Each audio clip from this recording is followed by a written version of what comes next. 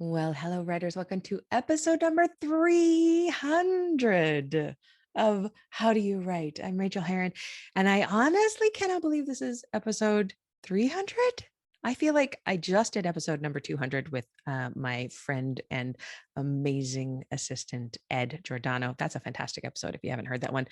300, I thought, how will I celebrate? And then I thought, how about giving yourself a break and not trying to come up with something brand new and doing a big thing. Instead, I could just say how grateful I am that I am still doing this show 300 episodes in and that you are still listening. There are some people who have been listening since the very beginning, and I really appreciate you all.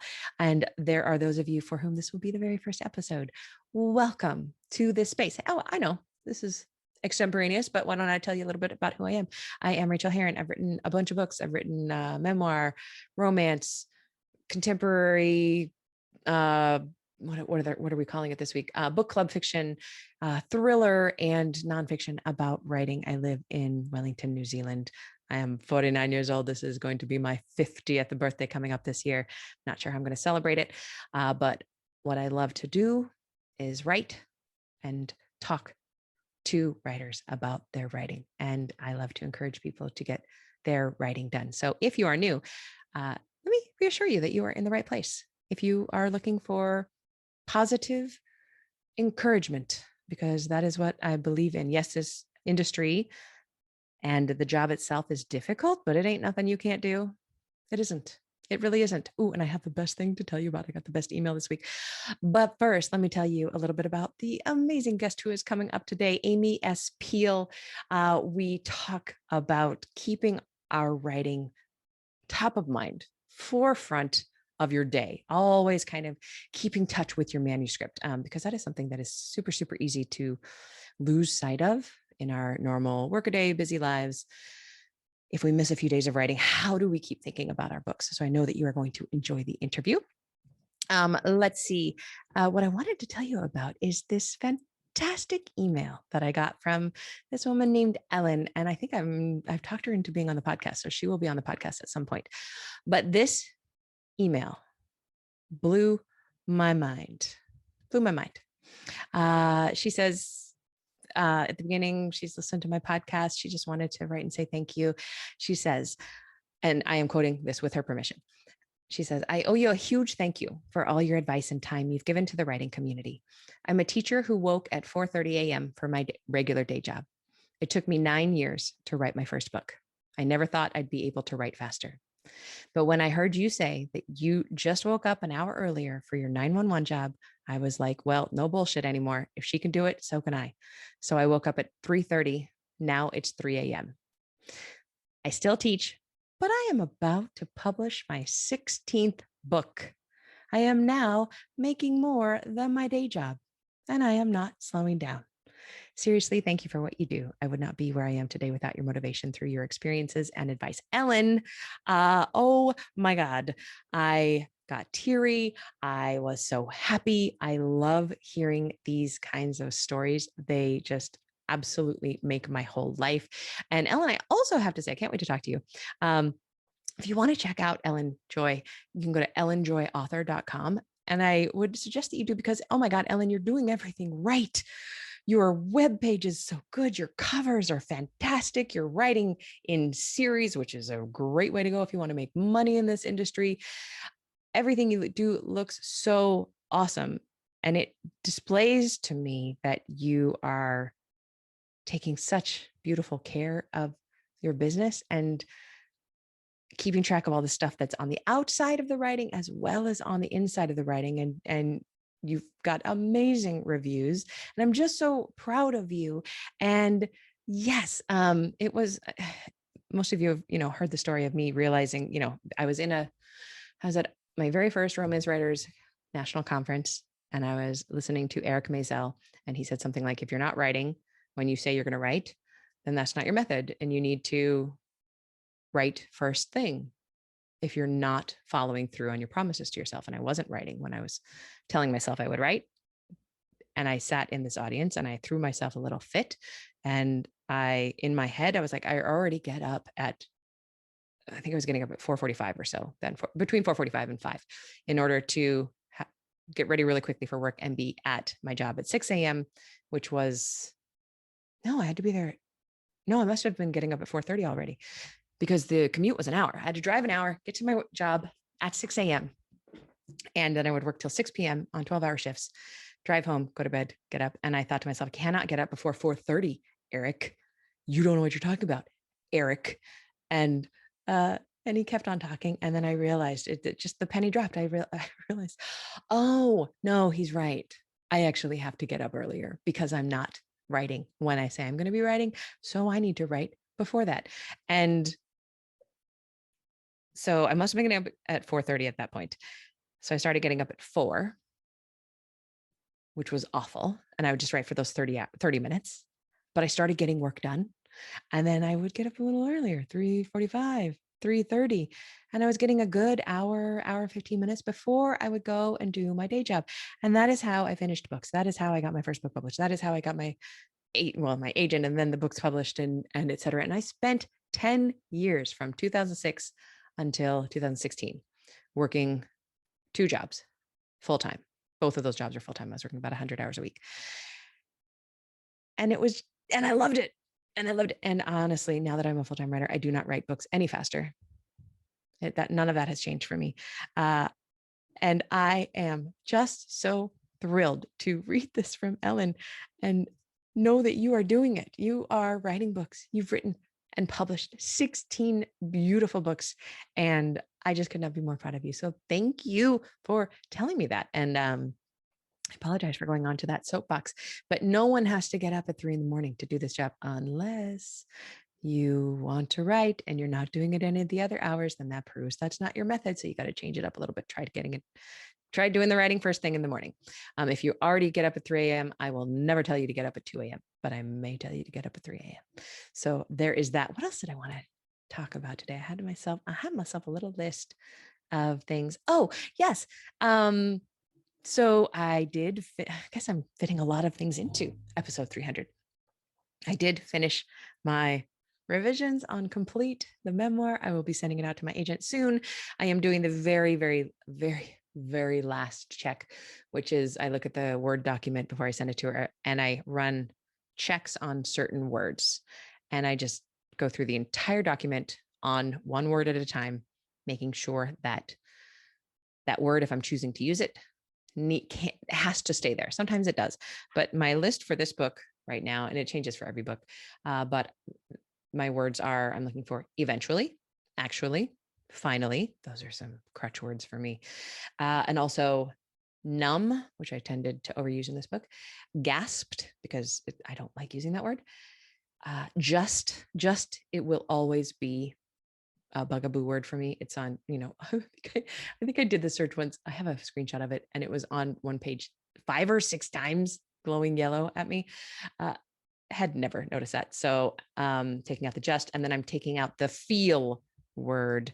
The word feel and felt can often be removed and made stronger. And I did a video of this not too long ago. You can go to rachaelheron.com/felt to look at that video and how I get rid of that and similar words to make the writing more active and more interesting and help it leap off the page. So that's what I'm doing. And then I'm going to be sending it to my agent, but I'm just so excited that I did complete this massive, difficult revision, which you all were very much with me on as I got the revision letter and stumbled and mourned and then just got down to work. So I am excited about that. And also something I'm very excited about, if you're watching on the video over my shoulder here, you can see I got the paperbacks for Hush Little Baby, which is being released in 3 weeks or so all over the world. And for once, I took a moment to enjoy the unboxing, because in past years, I tend to just slice open the box. I pull out the book. I enjoy looking at it, but I don't do anything about it. So I made a little video for you all. And in the video, I talk through how it feels to unbox your book. And you can get to that by going to rachaelheron.com/unbox. And I hope that you do. It was really, really, really nice to unbox that book, Hush Little Baby. So that's the only other thing I wanted to tell you about today on this episode 300. Things are going well. It's fun. I love writing and I love talking to you about writing. And I am so grateful that you are here with me, that you listen, that you do come find me where I am on the internet and tell me how it is going. When people like Ellen reach out and tell me that I have made any positive difference in their lives, it makes me float around the room like I am filled with helium and my voice comes out funny. And it's just a really good time for everybody. So thank you, thank you, thank you. And Ellen Joy, I am so proud of you. Oh my gosh, just amazing.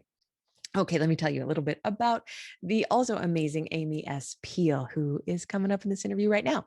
Amy S. Peele RN is the award-winning best-selling author of Cut and Match, medical mysteries with a mission and a side of humor. Before becoming a writer, Amy enjoyed a fascinating 35-year career in the organ transplant field, which provides an authentic backdrop to her books. She learned early on in her medical career that humor was an important survival skill and studied improvisation at the world premiere school, Second City in Chicago. Amy currently resides in San Francisco, close to the Golden Gate Bridge, where she loves to swim, teach yoga, and meditate. She was recently elevated to the Novato City Council, where she's discovering a new population of folks who may find their way into being her literary victims. Thank you for being here for episode 300. Thank you for listening, and please enjoy this fabulous interview with Amy. Well, hello there. I'm so happy to have you on the show. I'm very honored to be here. My name is Amy Peele. I'm a she, her, just Thank for you. reference. Thank you very, very, very much. We were chatting before the show. We are, you live very close to where I used to live. So we're immediately bonding over that. But I am absolutely so fascinated by your story that you were in the organ transplant field, and this has led directly into your writing. So I kind of want to ask, before I get into the normal questions, was this something that you always wanted to do? Is be a writer? Yeah.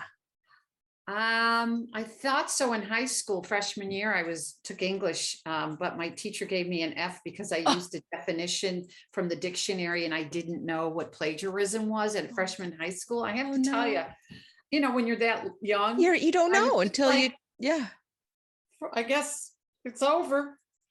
So. And look at that, teacher crushed you for how many years?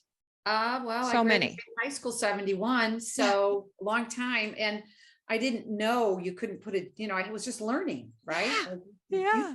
You teach writing. Yeah. And so anyway, but I think I know I'm a storyteller. People have said you're a storyteller, but becoming a writer, I wrote off and on, went to community college, been in writing groups. So I wasn't thinking of a murder mystery when I was working initially, but once I became involved in going to mystery writing conferences and all of that, I realized that I probably had some pretty good ideas. However, you're going to love this, Michael Conley. Yeah, of course.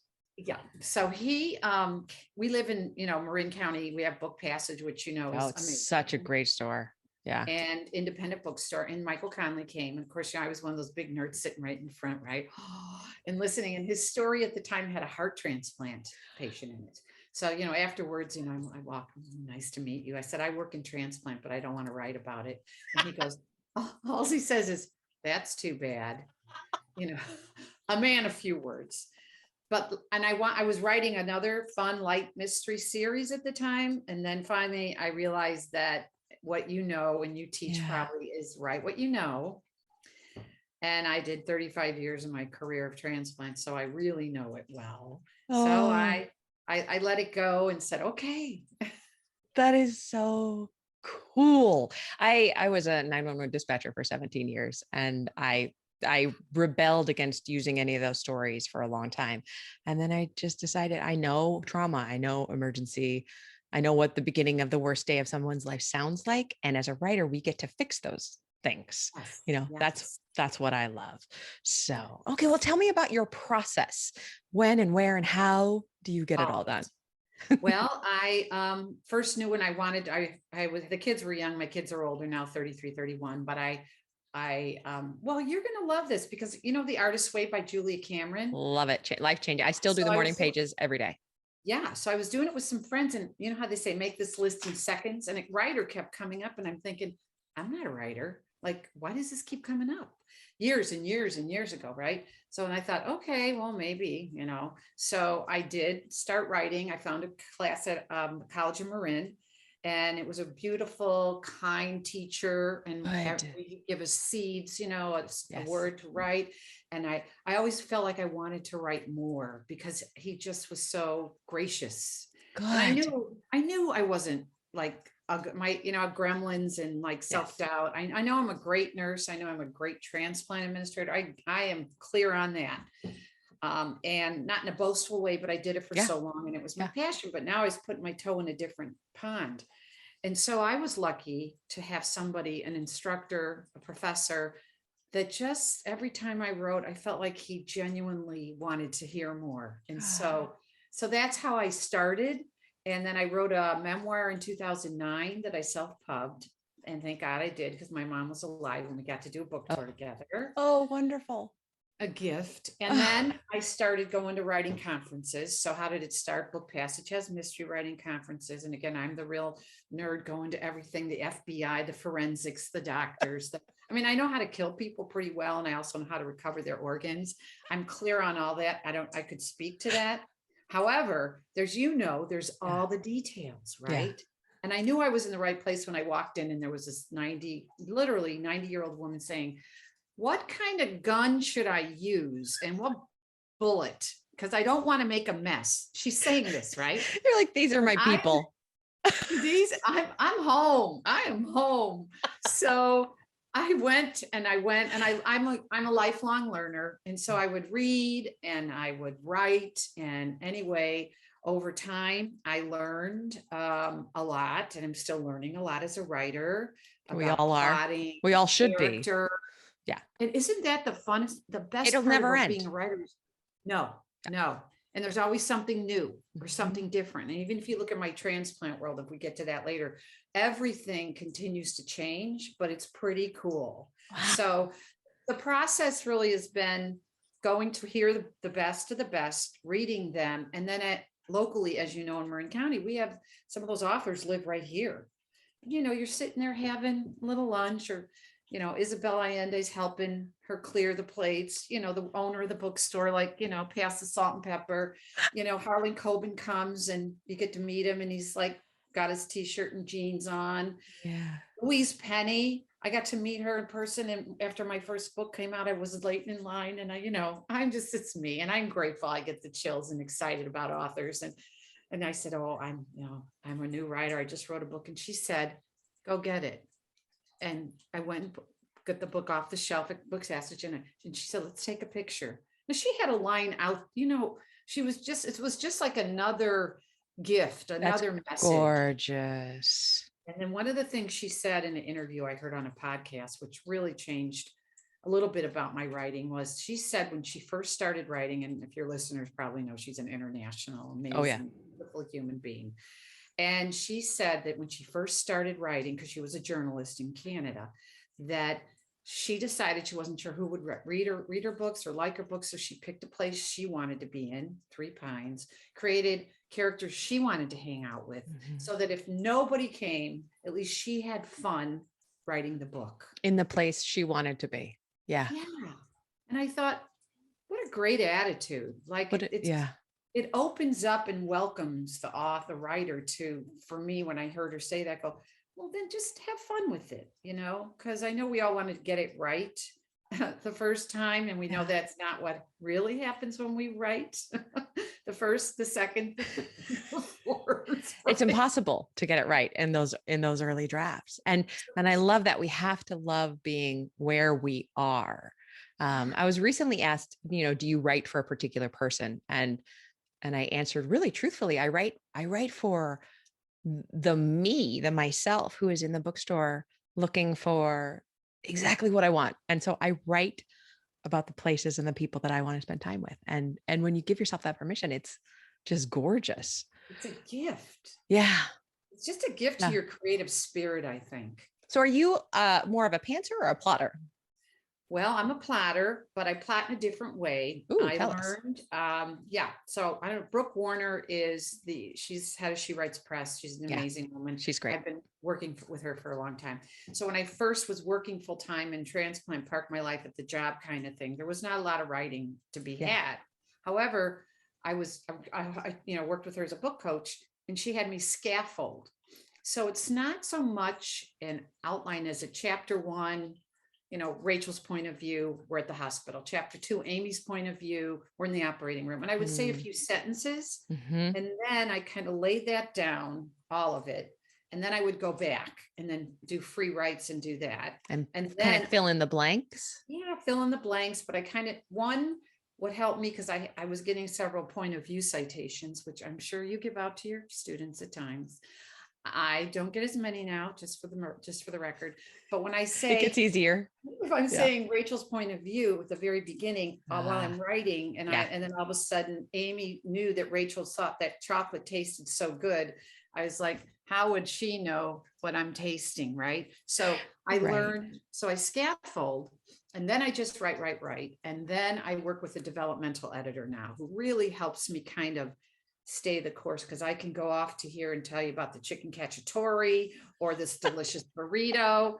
And honestly, she's like, Amy, unless one of the main characters is going to be a chef, you're going to have to cut some of this food out, because your reader, and it, like you said, you're in the bookstore, you want to find that book for you.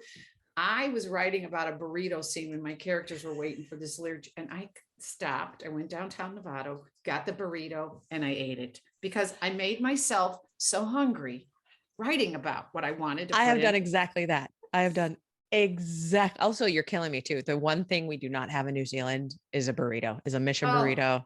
And it's the one thing that I go to sleep dreaming about. So I'm glad that you didn't put the burrito in.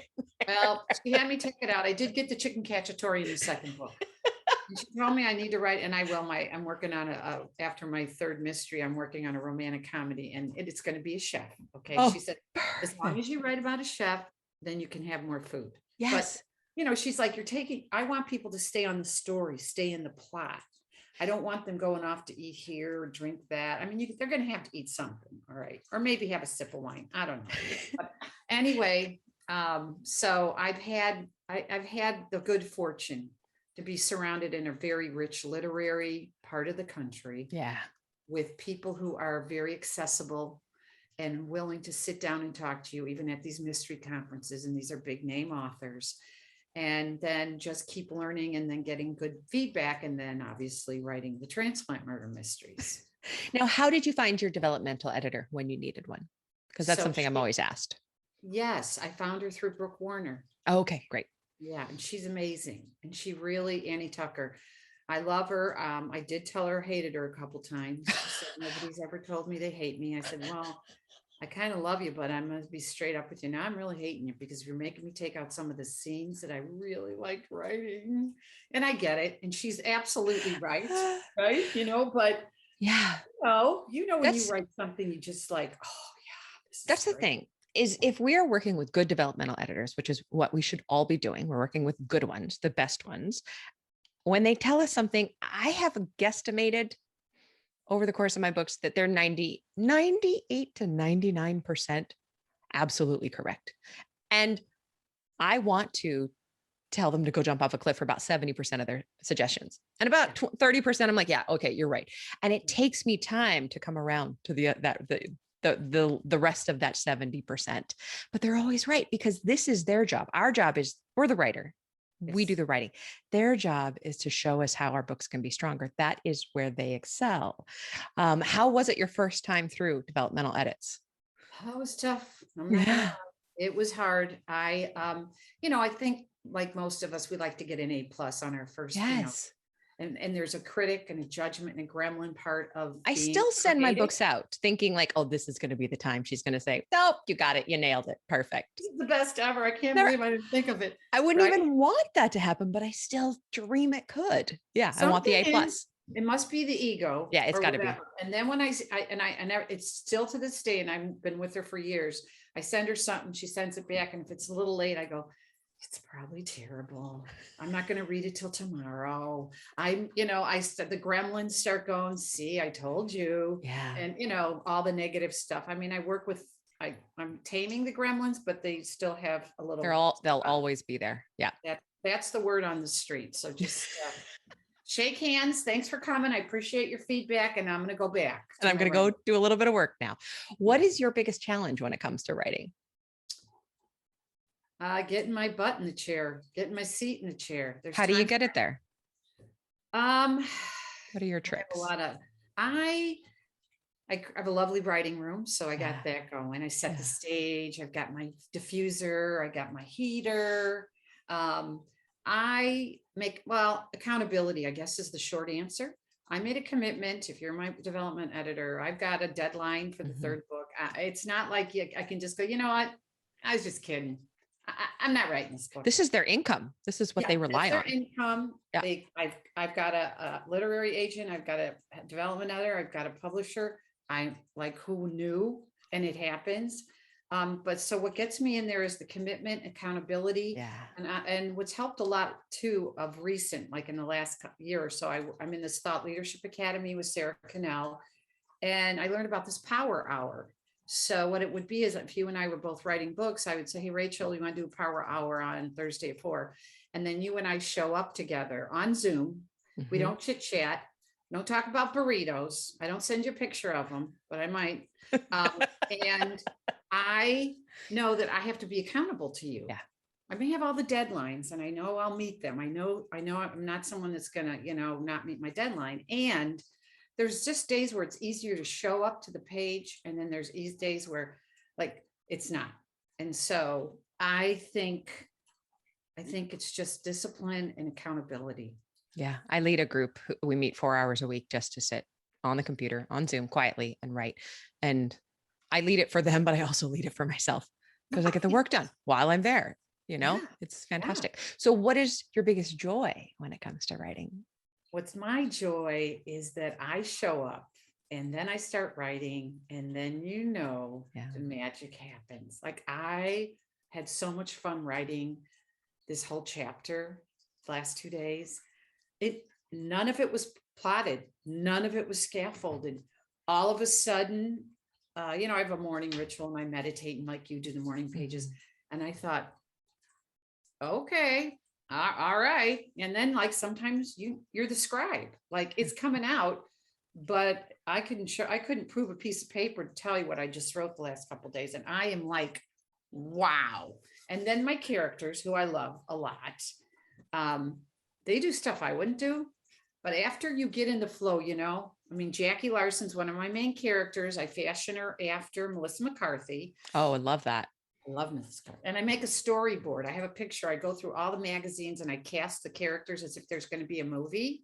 And I make a pretty storyboard in my office. They're staring at me now. I'll get back to you later. And then I look at them and I think, well, if I'm like, what would he say? Or what would he look like? Or what color was his hair? I've already got them already prescribed. So I can I'm not nutty. I'm a little crazy, but I'm not cuckoo, but I can talk to my characters and in a way that they inform it. And that to me is one of the coolest things about being a writer is that when you don't even know and you show up and you start writing and your characters start telling you stuff that was not in your outline, your mind, or your story. And often it's the thing that fixes the book that you needed. And that, that's the best. And there was one thing in the, when I was outlining this book and the one I'm working on now, Hold, it's called, I was so excited. I wanted to call somebody and tell them what happened because, to me, it was real, right? Yeah. You're not gonna believe it. Can't do any, I can't really tell you what it is. We could tell it. I could tell you after we, turn the sound off, but I was beside myself. It's kind of ridiculous, but it's kind of magical. It is the joy. It is the magic of writing. And I think it's the high we all chase. We're all chasing that. And that's why we keep coming back. Oh, okay. So can you share a craft tip with us of any sort? I have a couple. Great. I have a lot. I have a basket full. So, and they're simple ones that I told you about the power hour. Yes, love it. When I was working full time in transplant, it was 14, 15 hours a day. So I couldn't actually write. But what I did do is I gave, because all with the passwords and whatnot, everywhere is gone. So I put the passwords at work were the name of my character in my book. So even though I was talking How liver cute charts, is that? lungs, kidneys, whatever that's my day job. Yeah. But You're when I had to typing the name over and over. over and over and over and over. And I am telling you, at least I kept remembering her, even though my day was totally somewhere else, right? But it was that tactile. I had to type her name in to get into my email. And so at some level in my subconscious or conscious, Yes. she was hanging with me, but I couldn't really hang out with her. Like I That's couldn't go out for dinner. freaking me out. It's so good. No one has ever said anything like that. And I absolutely love it. You are literally priming your brain to always Yes. be thinking about the story. Yes. And then when I did decide on the another clue for me is that people do write where they from where they have worked or their career. Once I decided the first book Cut was coming out, then when I went to the transplant floor, I'm in selection meetings or whatever. It's like a new door opened up in my mind because I thought, well, how would I describe this to you, Rachel? You've never been in a meeting where we decide who gets on a list or who doesn't. Even though that's the real meaning. And everyone is fascinated by that. We all want to know about that. Part of my mind was, but how would I describe it to a total stranger who's never been in this world?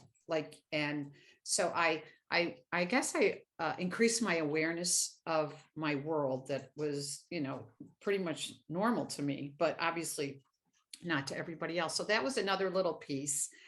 And let's see. Oh, I know. One of the fun things I got, Sarah Cannell taught me is even though the book's not done, or, you might know I thought I knew what the titles were, but, you take a piece of paper and you write the title of your book on the piece of paper by Amy Peele or by Rachael, and you tape it to another book and you put it on your desk so that it looks as if the book's done.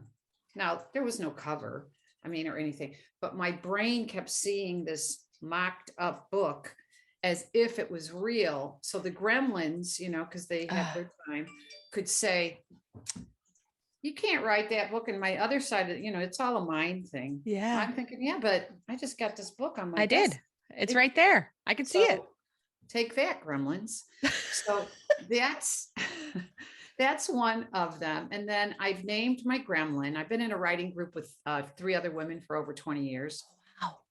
Yeah, it's really great because we do get to those. What was I thinking? I don't think no one's going to buy this book. Right. Blah, blah, blah, blah. So my friend Betsy Fossbender and we named him. My gremlin's name is Ursula. Her gremlin's name is Dominique. So when I'm getting into that little dark place, I just go, okay. I call Betsy. I go, Betsy, it's Amy.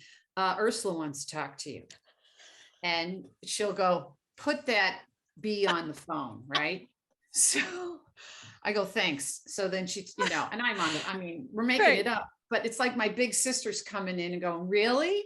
Are you talking to my friend Amy that way? That's the best. So I give him a name. So good. Give him a name, but then have somebody else do the talking because I can talk to my version of Ursula and I do all day long. But if somebody else would say, hey, Ursula, do you mind just piping down? I'm going to need you for editing, but for now, I don't need you. Please go sit in the corner. Here's an iPad. Yeah. Play solitaire. And I'll get back. Like to hear somebody else saying that, that's such a great idea. And it's you have good ideas. Thanks for showing. Then I'd say to the gremlin, thank you for showing up today. I must be getting close. I must be doing a good job. If you're like up in the ante about, oh, thank you. Thanks so much. Now get the iPad, go sit in the corner. We'll see you later. So, those are a couple, little quick things that in the gremlin talk, of course. And I think going to bookstores and going to hear, we can't as much now, but I still love all the book passage things they did online and, just listening to storytellers and reading good books and stuff. I'm clear. I'm not Ernest Hemingway. Okay. I get it.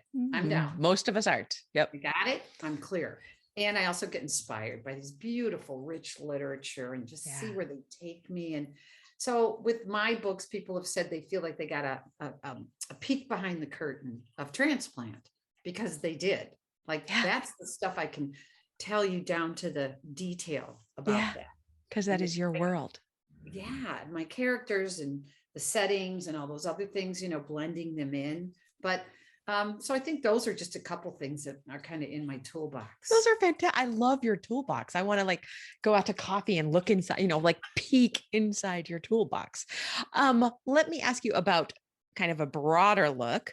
What thing in your life affects your writing in a surprising way? What thing in my life affects my writing in a surprising way? Um, I've increased my power of observation and willingness to take in general, could be nature, could be I overhear a Oh, conversation, could be because when I took the class at College of Marin, one of our assignments was to go and eavesdrop in a cafe and listen to how people talk to write dialogue, I because love that. I love dialogue. Yeah, me too. So part of, I think, in the bigger world is just kind of being really present wherever I'm at, whatever I'm doing, because all of a sudden my awareness picks up things that, one, I didn't go shopping for, but two, I'm like, oh, I could totally use that. Like that. And now all the time I feel like, and as a mystery writer, I can think of a million ways to kill people, like a million ways. And I don't want to think it. Okay. Like even at the grocery store, when they're asking them for information, I'm thinking, yeah, you're giving them your phone number. I could be a killer. I'm behind you. I could call you up. And I mean, I'm grateful because I have an imagination. Yeah. And one of the things that's helped me in my writing, and people think it's funny, I'm not out there to be funny, but I love humor. I did study at Second City for a year, players. Ah, And so you learn improv, and what I realized is, because I was in such a life and death career, that I needed to go someplace to play and use my imagination, which everyone has one. And it might have been stifled at a young age or over time as we get to be adults. But I think feeding it and taking improv classes and having fun and lightness expands. And so even in my world of transplant, with my improv training, I would just make fun of some of the transplant surgeons. I could impersonate them pretty well in front of them. I would never do it behind their back. right. But so I think Improv is something that I've heard over and over from writers saying that it improved their writing so much so that they bring it up. And it's something I have to admit, and I've said this on the show, and I probably said it for the last time 2 years ago, and it's been a while, that I want to take it, and I'm so scared of it. Like I am scared of improv. Because the difference between introverted and shy. Shy is the one that always thinks they're going to get it wrong and get in trouble and be mocked. I'm the shy one. So I really think I have to do it because I love to do, well, I always do the things I'm scared of. I don't necessarily love it, but and it's good because you learn yes yes. and. So if you and Yeah. I are in a scene and you say, Amy, talk to your water bottle about, what it thinks about your latest book. I'd be like, okay, yes. And what water bottle? Wait, they give you, it's actually such a playground because they set the ground rules. There's no wrong thing. And if you watch Saturday Night Live or any of the comedy Yeah. shows that you watch, it's always yes and. Now they plan Mhm. theirs ahead and do it, but it's kind of like, even as a writer and you're writing something going, yes and. If you yes and, they Oh, say yes and yourself. So for me, where that comes out in my writing is, even though one of my characters is doing something and I'm like, Jack, it's not a good idea to get on the motorcycle drunk with the Harley guy who's tatted up and got a bunch of, things going on. I just said, yes, and she's getting on the motorcycle. And wow. Because that directly speaks to the inner editor who's always telling us, no, Rachel, that's a bad idea. No, Rachel, you're not a good writer. No, Rachel, oh, you have an idea. Yes. And that's huge. it's huge. Yeah. I'm gonna make myself a big old post-it that says yes and stick it to my Yes. computer. And I'm going to research improv classes here in New Zealand, Go, Rachel. even Why though that not? scares the You know crap what? out of me. I'll let you know how it goes. Yeah, please do. Because the people who go take them and the people who usually teach them, they're wonderful. They're kind. Yeah. They're not filming you for, a big They're not. Broadway show or a TV show. Yeah. But you are showing up with one of the best tools we all have, which is your imagination. That I know I have. That part I'm good. Oh, that's so good. Okay. So what is the best book that you've read recently and why did you love it? I just finished The Sweetness of Water. and it's a novel, and it hails back to right after the slaves were freed in the United States, and it's about two brothers. What did I like about it? It just felt like they took me right in. I mean, I was there.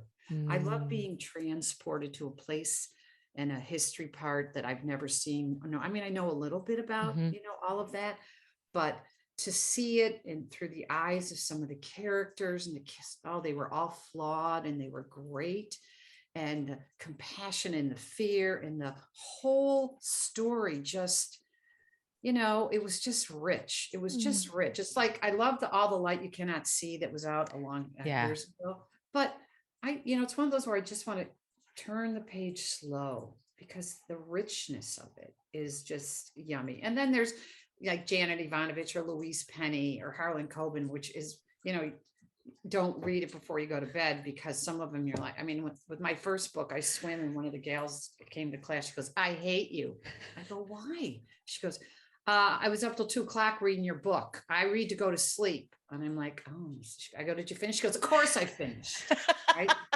But on some of those books, you just sit up and finish it out. But so Sweetness of Water, I thought was just so beautifully crafted. Thank you. I don't I know about that love one, so I'm gonna check that out. Speaking of great books, can you please tell us about your most recent release and where we can find it? Tell us a little bit about it. Okay, so it's called Match. And here's the story. It was supposed to be called Selection. It was supposed to be about people deciding who gets on the list, who doesn't, and their life. So, but the publisher, the book cover gal, wanted a shortened word because the To first be one, to be honest, I like Match so much more. exactly. Yeah. You're right. You must have been talking to them. Yeah, because they just changed the third title too on the third book. But Match is a story about kidney transplants, about organ donation, about the opioid crisis. Timely. We do get 30% of our organ donors come from overdoses 30%. in the United States. Oh, that gave me the bad chills. It's a Oh, bad wow. chill. It's a bad chill. And I guess the only tiny silver lining about that is that because these folks are younger people who are just trying something and did too much, their bodies are very healthy. Unfortunately, Yeah. are declared brain dead and organ donation. I do kill a politician. It wasn't my fault. Okay. It was their fault, of course. Exactly. So it's two best, my characters in the trilogy are two best friends who went to nursing school together, Jackie Larson and Sarah Golden. So they go through all three books and I have characters, as you may well appreciate, that I just thought we're going to be in one scene. So I didn't really give them a name. So I had Officer Handsome, Biker Bob. Well, it turns out these guys aren't leaving. So they're in all three books and they're still Officer Handsome, although he's a detective now. He did get a promotion. But in my head, he's still Officer Handsome and Biker Bob is Biker Bob.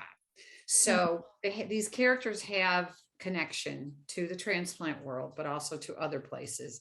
And Match has been doing well. And I also do a circuit with the Academia Medical Transplant programs in the country. So NYU, Fabulous. University of Wisconsin, and I got a call from an old colleague. Yeah, I just bought 54 copies of your book for my colleagues. Would you be able to talk to us? I'm like, yeah. I would love to. It was virtual, which is fine. Yeah. Yeah. So the Match is good. I think I'm really happy with it, actually. I'm really glad the way it turned out. I'm grateful for my developmental editor, of course. But yeah. And then the third book is going to be called Hold. It was going to be called Tolerance, but the third book, Hold, is going to be about big pharma. And the holy grail in transplant, just for a little bit, would be the dream come true if people didn't have to take all the drugs. Yeah. That would be the holy peel. So what it's called in the transplant world is tolerance, meaning your body would tolerate the organ and you wouldn't have to take and pay for all those medications. Right. So those are some of the components in the third book. But Matches, and people, even like the owner of Book Passage, Elaine Petroselli, who's been amazing. Yeah. She was willing to be a beta reader for me. And I know, I was beside, she goes, yeah, just send me your book. I said, I'm driving that to her house. I'm not sending. I'm making sure that book gets right in front of her house. And she does this huge things with the Kidney Foundation every year. It's huge. They have like big hotels in the city, and one room's just full of books. She goes, I learned so much about dialysis and kidney transplant because, you were very clear and it was really good. And I was like, thank you. So people have said my books are a mystery with a mission and a side of humor. I think that tagline really best describes the books, and they can get them. I always encourage people to get them at their independent bookstores. Absolutely. So on my website, at Amy S. Peele, AMYSPEELE, potato peel like an E with an E at the end. I have a link called IndieBound, and you can put your zip code in and find your local independent bookstores. And then I also have a quick button that you can just go to my website and buy it right from Book Passage. And that's fabulous. if you want to, me to sign it, I can sign it. I go there, they call me, and I'm, get to go and sign a book or two. And, you kind of feel, it's like that little second, feeling like a movie star. Yes. I'll be right down, get in the car, go. You want my autograph? Here it comes. Yeah, here I am. But I just feel real strongly that we need to support our independent bookstores whenever we can. Absolutely. I 100% agree. So that's kind of where they can get it, is either at their independent bookstore. They have to go to the other place that everyone knows about. Certainly it's available online, but get those independent. We need to keep those independent bookstores. I don't know what it's like in New Zealand, but ours are. There is no Amazon here. And it's all independent bookstores, and they are packed. You walk into any independent bookstore on any block, chock-a-block full of people. I just got chills. It's the best. But Amazon is making noises like they will come into New Zealand within the next couple of years, and we're all terrified because everything is a mom and pop here. You don't order anything to the house. When you need tape, you go to the store and you buy tape from the local New Zealand-owned store. So, and there are exceptions, of course, to that. Like there's Kentucky Fried Chicken. Everybody loves KFC in New Zealand, but most of it, it's just, and the bookstores are so big and wonderful. Oh and my God, it's a dream come true. It's a dream come true. It really is. Wow. And the libraries pay you for being a New Zealand author when you get lends. It's good. It's good, Amy.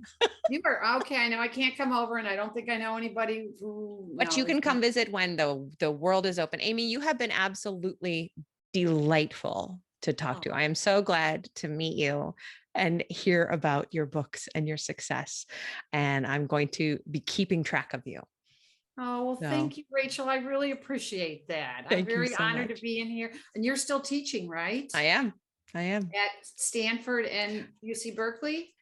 I'm still on their mailing list technically to teach for them, but I have been so busy and happy teaching on my own that I'm kind of doing that right now rather than for them. So I'm not saying that I won't go back and do some virtual stuff because they're happy to have me, but yeah, I love teaching. I do a 90 days to done class and a 90-day revision class. So we just started our new session yesterday. It'll be further out when this airs, but yeah, I love doing it. I would love to know about them though. It's so good to know, because a lot of authors do know that's the kind of protein and connection we need. Yes, exactly. Right? Oh my gosh, Amy, thank you so much. Enjoy Marin, and please go have a burrito for me. The next time you have one, it's for me. Okay, what kind am I eating? I just want to know. I like the veggie burrito from Taqueria Cancun on 16th or on 24th. In Oakland? In the city. In the city. Okay. Okay. Yep. I'm down. Thanks, Amy. Take care and happy writing to you. And be well. Thank you. You too.